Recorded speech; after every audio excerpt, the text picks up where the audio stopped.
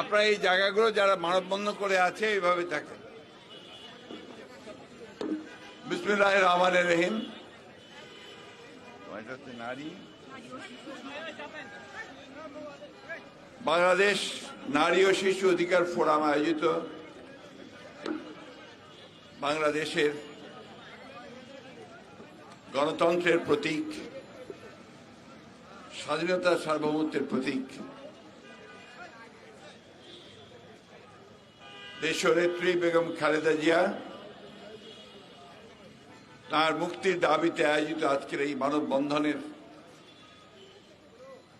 আমাদের শ্রদ্ধেয় সভাপতি, বাংলাদেশ জাতীয়তাবাদী দলের জাতীয় স্থায়ী কমিটির সদস্য বেগম সেলিমা রহমান, এর